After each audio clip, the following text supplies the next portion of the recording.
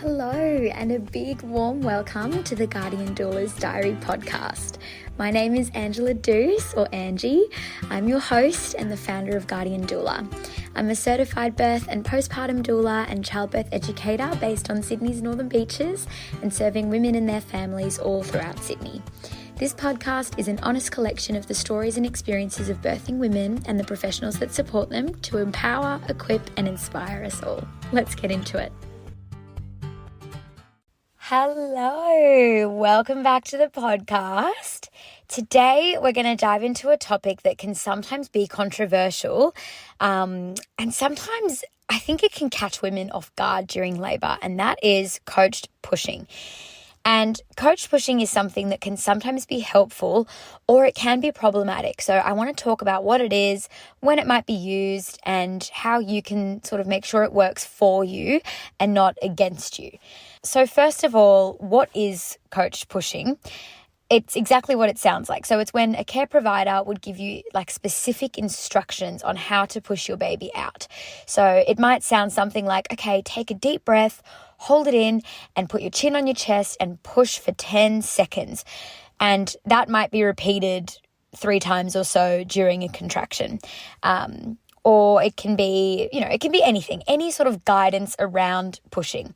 And this is really common in hospital settings, especially when there's pressure to move things along due to time limits or hospital policies. But it's definitely not just limited to hospitals. Coach pushing can also happen at home births or in birth centres. Generally, though, in those settings, it's not as commonly done just all the time. It's more of a thing that's only used if there's a particular concern about baby's well-being or if pushing isn't really progressing smoothly, as opposed to just like something that kind of is, that just happens all the time, if that makes sense.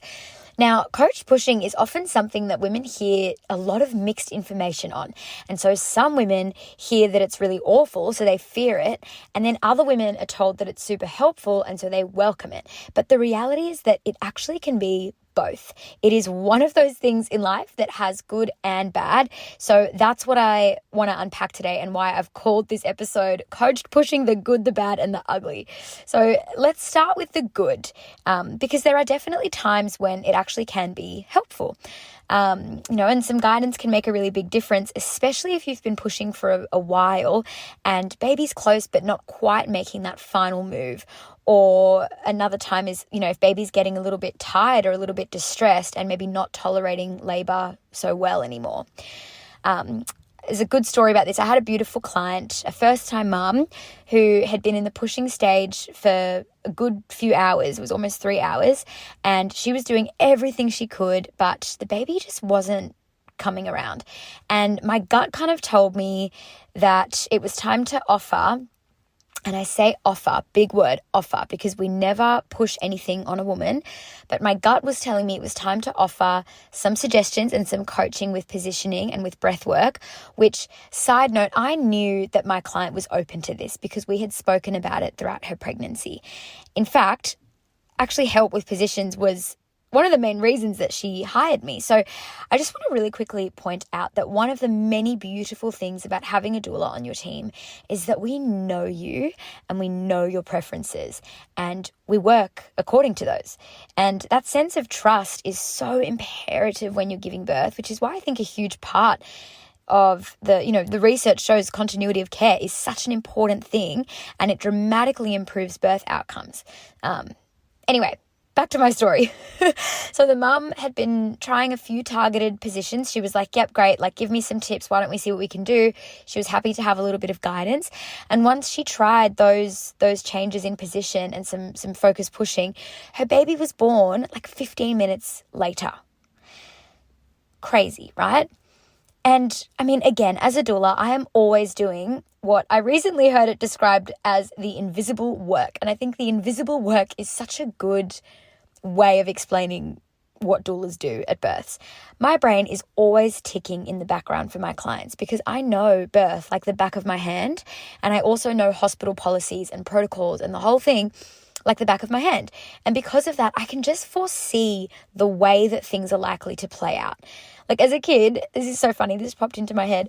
as a kid, my mum would always say to my brother and I, if we were like wrestling right next to a cup of water or something, she would say, I can see an accident about to happen. And now I see it constantly as a parent too, right? Like you just watch your kids and you're like, oh, I can see where this is going.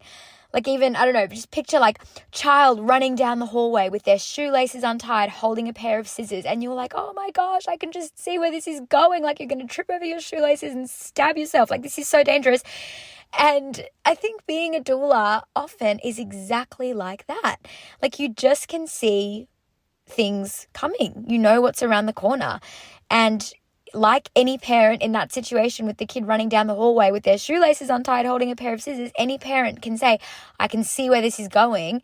That's what being a doula often is like at birth. That is such a good analogy. I can't believe I just thought of that. I'm fully going to use that from now on. But in this situation, that's what was going on in my brain, right? I knew that it was probably time to offer some options to this mum, because I had in the back of my mind the fact that if she edged any closer really to the 3-hour mark, there would likely be a doctor coming into the room and there would be talk definitely and potentially even some pressure to move things along. And when I say move things along, really what I mean is like to get the forceps out or the vacuum out, because hospitals often have time limits around pushing. And obviously I would have advocated for her if she didn't want those things. Like I'm not going to let my client be forced into anything. And I always will remind them that they have options, especially if baby's tolerating labor beautifully and the mum's happy to keep going. Like if they're both healthy and happy, there's really no need to get the forceps out. But the time pressure around pushing can be a very, very real thing. And I've worked at so many hospitals. It's very real. I've seen it firsthand. So if an unmedicated, or low intervention birth is important to you, then sometimes some guidance around pushing can actually be really helpful to prevent things from kind of going another way, if that makes sense. And so in this story, this mum avoided a forceps delivery and even a potential cesarean because she had the support that was experienced and collaborative and preemptive, I think is huge. Preemptive rather than reactive or panicked. So in her situation, like this is just such a beautiful example of why there is absolutely a place for coached pushing. Like it made all the difference to her. As I said, her baby literally came out like 15 minutes later and, instrumental birth avoided. So in some situations, coached pushing can be an absolutely incredible tool. Another example actually is at a home birth. The mum had been laboring like a champion for ages. Gosh, long labor is, and it's not uncommon to have a long labor, especially this was her first baby. So very, very common. But just because something's common doesn't mean it's easy. So poor thing, but she was amazing. She had been laboring and laboring for so many hours and she was amazing, but she was getting really tired. And she had started to feel the urge to push probably around 9 o'clock at night. And after a good few hours of her body's, just her going with it, following her body's instincts, she looked up to the midwife and I and asked for some input. She just kind of looked at us and was like, I'm getting really tired now. And I can't remember exactly what time it was that she said she was getting really tired. It must have been at 1 or 2 a.m. So she'd been pushing for a really long time. Like if she started feeling the urge to push around 9 and then around 1 or 2 a.m. she, looked up and was like, I really want some input here. She was like, I want some guidance. And so the midwife and I, it was actually kind of a relief because we really felt like the moment was coming. Like we kind of looked at one another. Oh my gosh, sorry. I need to turn my thing on silent while I'm recording. I'll put that on Do Not Disturb. There we go. Make sure no one's having a baby while I'm trying to do my podcast. Make sure it's not a client trying to get hold of me. I'm going to get back to my train of thought, which was, she just had been going for ages and she just wanted some input. And I can't remember the exact time frame, as I said, but it must have been around 1 or 2 a.m. And I think the midwife and I were starting to think like, she seems tired. I think maybe we need to do something here. It might be worth like suggesting some position changes or whatever. But then she kind of ended up coming to the conclusion herself anyway. And she was like, guys, like I'm really tired. What can we do? Like, I just want to meet this baby. And so it was beautiful. The midwife was like, great, well, why don't we try a little bit of coached pushing? Sometimes I always talk with my hands and I'm like doing the actions, but I know you can't see me. But there's this thing that happens where the baby almost like seesaws back and forth in the birth canal. And so often what happens is that, the mum's bearing down, she's pushing, and the baby's head will go a little bit further. And then as that contraction eases off and she stops pushing, the head will come back up a little bit. And so it's almost like, I don't know, like a 3 steps forward, 2 steps back kind of thing, where you're making progress, but with every little bit forward, there is also a little bit back. And that's natural. That's your body's way of kind of, things just going slowly so that the baby's head can sort of stretch everything out in the birth canal. Like, it's actually a really beautiful design. But anyway, sometimes what can happen with that seesawing is that it's just tricky for the baby to get around the bend. There's like this bend where your pubic bone is. Again, it's so hard to describe this without using my hands or like holding up a little pelvis thing to show you what I mean. But yeah, that seesawing, sometimes if we just get baby around the bend, then like off and away the mum goes. And I've seen that a lot of times. And so this is what the midwife was thinking. And I was kind of thinking the same thing. So it was really cool. Like, we both just felt like this was going to be the most helpful thing. And so I know there's also so much, like apprehension around pushing on your back, and absolutely yes, like generally speaking, being on your back is one of the worst positions that you can be in to push because gravity is not really helping you, right? But there are definitely times that it's actually not the worst thing in the world. And this was one of those times. So the mum hopped up on the bed and the midwife and I, like the midwife held one leg, I held the other leg. Her beautiful husband was holding her hands and like right there with her up at her face, and he was encouraging her. And then we had the second midwife at the home birth was holding the torch so that we could really see what was going on. And the primary midwife was just encouraging her, telling her kind of what to do and giving her some pointers. And sure enough, literally within a few minutes of that, I don't know, probably only 20 minutes or something, or half an hour, which doesn't sound like it's that quick. But I mean, again, bear in mind, this mum started pushing at like 9 p.m. and we're now at like 1 or 2 a.m., right? And then again, also bear in mind what I said about within the hospital system, like there's generally a 2 to 3 hour kind of time limit on pushing. So the fact that like it's 1, 2 a.m. and we don't have a baby yet, like it's a long time. And again, totally normal. Baby was healthy. Baby was beautiful. There was no issue, but the mum was tired. And so we had her up on the bed and she was doing her thing and she was so amazing. And she just kind of trusted her midwife, which again, like huge thing to be said here for having the right team around you who you fully trust. I think that's one of the other beautiful things about home birth is that, you choose your midwife, you choose your doula, like you choose your team, you handpick them. And so the people that are around you, you just innately trust them. So you know that if they suggest something, it's probably in your best interest. It's not a stranger that you show up to on the day that you're giving birth and you're like, is this particular professional bearing in mind like hospital policy and time limits, or are they really on my side? Like, I don't know.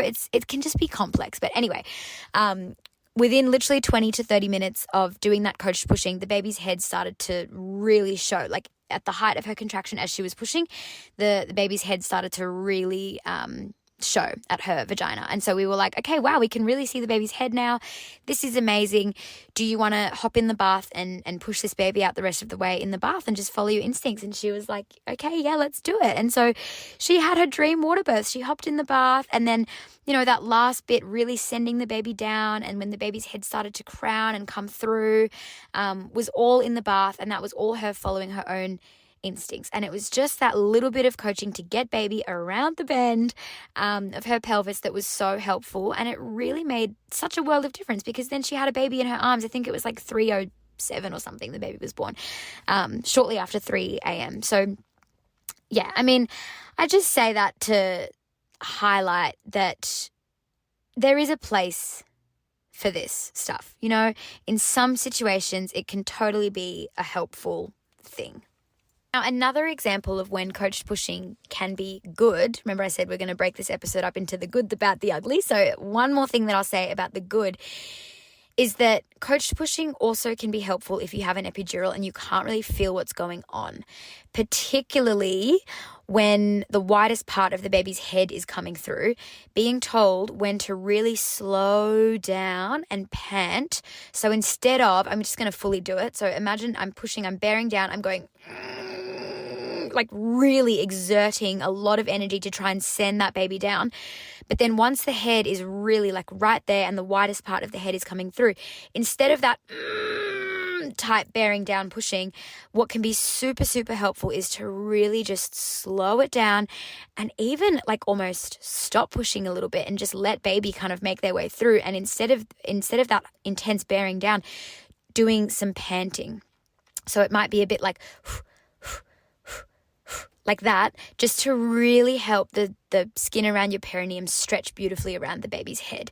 And so that is definitely another example of when some coached pushing is super helpful if you have an epidural on board. And there's so much more that I can say about pushing with an epidural if you're on the bed. Like there's different positions that I would suggest. There's certain like upright forward leaning positions that you can try so that gravity's still helping you, because just because you have an epidural doesn't necessarily mean you have to be on your back. I mean, again, yes, sometimes being on your back actually can not be the worst thing in the world, but often and generally using gravity is a lot more helpful. But anyway, that's another example of when coached pushing can be helpful if you have an epidural on board and you're just struggling to feel what your body's trying to do.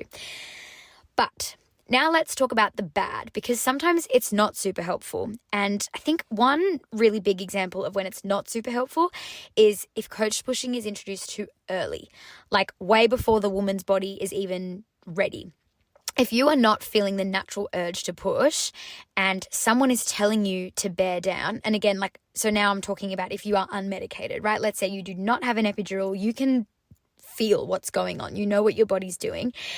And if someone is telling you to bear down, you know, maybe you've had a vaginal examination and they've said, great, you're 10 centimeters, push like your life depends on it. If you are not medicated, you can feel what your body is doing. So generally, waiting for the urge to push is actually a much better bet. And that's because, I mean, sometimes being told to push too early can cause swelling, it can cause fatigue, and a longer pushing phase. I mean, like on one hand, it's just exhausting because pushing when your body isn't really doing it with you or for you is so tiring. But also, I think the other downside is that it can really disconnect you from your body.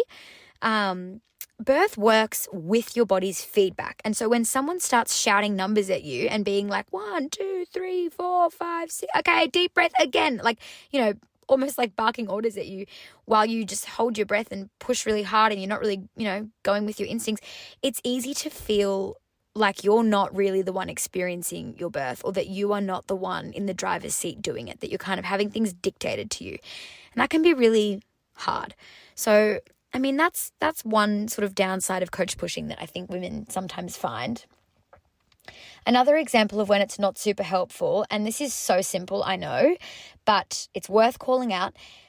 Another example of when it's not helpful is when you are just doing well on your own. Like if the woman is unmedicated, she can feel what is going on, what her body's doing. She's going with her instincts. You know, we're seeing that there's progress.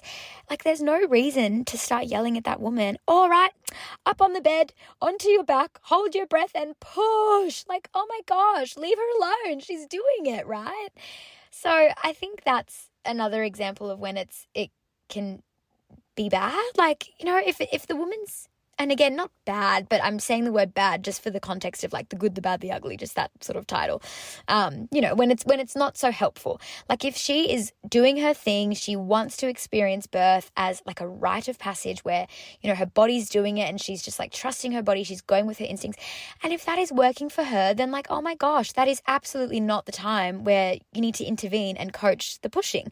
So yeah, I just wanted to call that out. I know it's so obvious, but seriously, if you're doing well on your own, you really don't need coached pushing. Some things that you can kind of do instead, if you are keen to not have lots of coaching around pushing or any, is, I mean, really trusting your instincts is huge, really leaning into your instincts. I think, you know, many women do best with instinctive pushing and just letting their body guide them when the urge arises. And also there's so much to be said for your body just pushing for you. Like it's almost an involuntary thing. That's why it's so hilarious to me that sometimes if the obstetrician's, I don't know, on the way to the hospital, people will say to the woman, like, don't push, the OB's not here yet. Like, I'm like, oh my gosh, good luck trying to stop a woman from pushing. Like, I've given birth 4 times. I'm telling you, you can't stop yourself. It's like vomiting. Like, if your body's going to vomit, you're going to vomit. Anyway, another thing that you can do instead, so as I said before, trust your instincts, but also changing positions can be super helpful. Lots of positional changes, using gravity, staying upright to help baby move down. And then also like asking for a break if things are feeling a little bit forced. Like there's sometimes a lot of power in a pause. And so if you're feeling a little bit overwhelmed and it's all too much, you can ask for a little break. You are so within your rights to do that. And then the ugly. Let's quickly talk about the ugly. So here's the tough part. Sometimes coached pushing is used as a tool to kind of manage the clock, not to support the mother. And this is especially the case in hospital settings. As I said, once you hit a certain amount of time in the second stage, which second stage is just the pushing. So first stage of labor is when your body's contracting, your uterus is having those contractions to cause your cervix to open up and to thin out, so dilate and efface. And then the second stage of labor is once your cervix is fully dilated and you are pushing the baby out. That whole process of, getting baby through your cervix, through your vagina, and out of your vagina is the second stage. And then third stage is when you give birth to your placenta.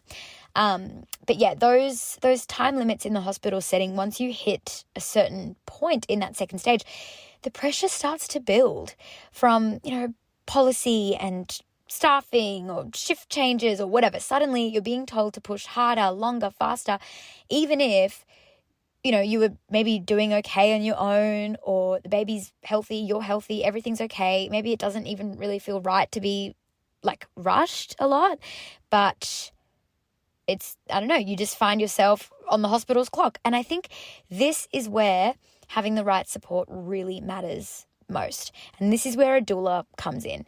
A doula just knows the flow of labor. We know how to help you stay connected to your body, how to navigate the clinical language that might be used around you, or that, very likely will be used around you, how to ask the kind of, is this truly necessary, or is it just the clock talking question? We advocate, we translate, we protect your space. So I think having a doula is just such a no-brainer. All the research supports it. And I mean, it would not be a true episode of this podcast if I didn't say that.